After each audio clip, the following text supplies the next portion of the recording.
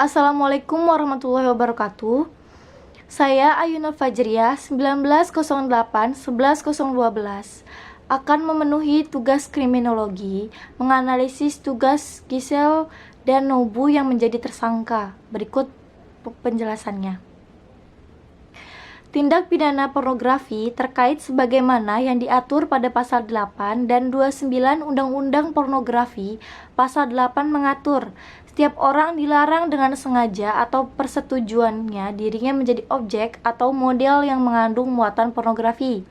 Pasal 29 memaparkan pidana yang bisa didapatkan dari setiap orang yang memproduksi, membuat, memperbanyak, menggandakan, menyebarluaskan, menyiarkan, mengimpor, mengekspor, menawarkan, memperjualbelikan, menyewa, atau menyediakan pornografi, sehingga saat penyidik menetapkan tersangka harus dibuktikan terlebih dahulu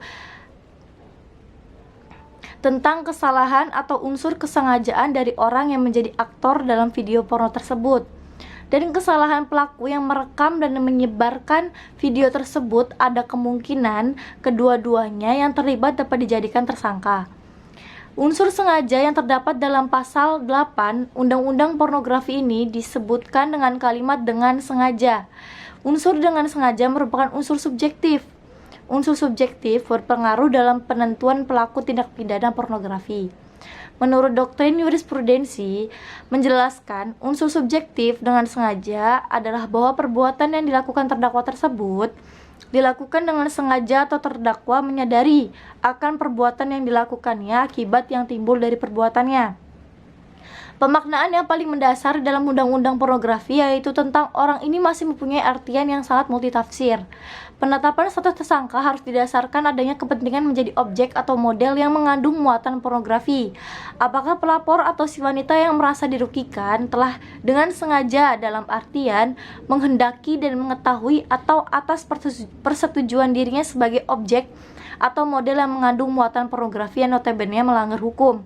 Di sisi lain, yang melakukan penyebarluasan konten tersebut bukanlah yang bersangkutan, melainkan orang lain yang melakukan perekaman dan juga tidak terlibat dalam video. Polisi menetapkan artis Gisela Anastasia sebagai tersangka kasus video syur atau berkonten dewasa yang viral di media sosial beberapa waktu lalu. Status tersangka ditetapkan kepada Giselle setelah polisi melakukan gelar perkara dan 2 kali memeriksa mantan istri Gading Martin tersebut. Ini hasil gelar perkara yang dilakukan kemarin, menaikkan status yang tadinya saksi terhadap saudari Giselle Anastasia sebagai tersangka.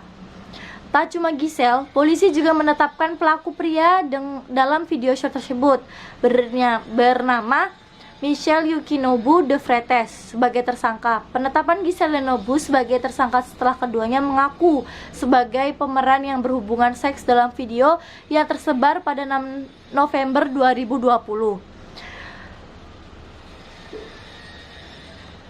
Polisi memanggil Giselle dalam 2 kesempatan berbeda dalam penyidikan kasus video syur berdurasi 19 detik tersebut.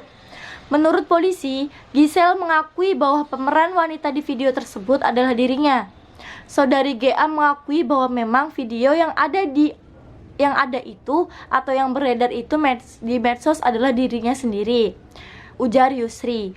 Yusri memaparkan pengakuan Giselle sekaligus menguatkan hasil penelitian ahli forensik dan ahli teknologi informasi yang dimintai keterangan oleh penyidik sebelumnya.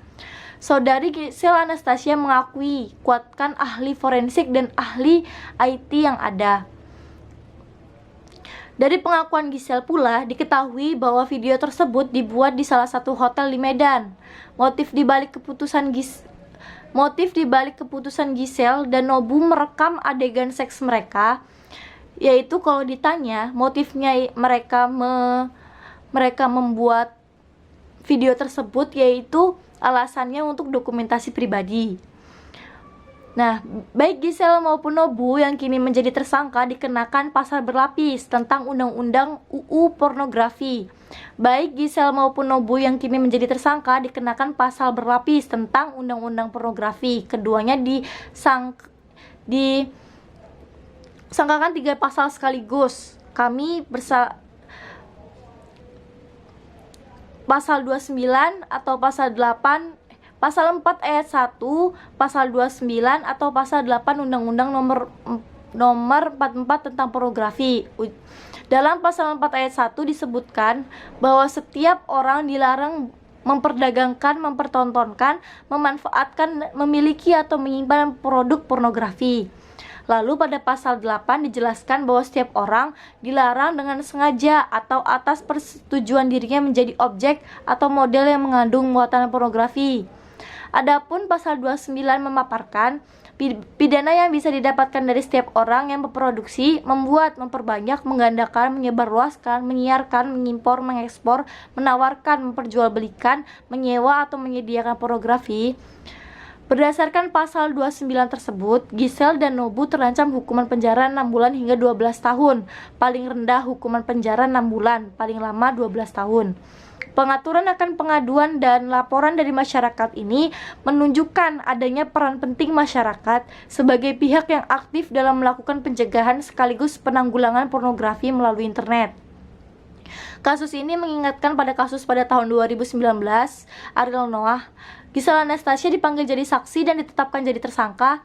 Sudah tentu polisi minimal mengantongi 2 alat bukti. Dilihat dari penerapan pasal yang sama, kasus Gisel juga dibandingkan dengan kasus Ariel Noah pada tahun 2010, artinya ada kemungkinan Gisel dijerat hukuman penjara paling sedikit 6 bulan karena merekam dan mentransfer video tersebut.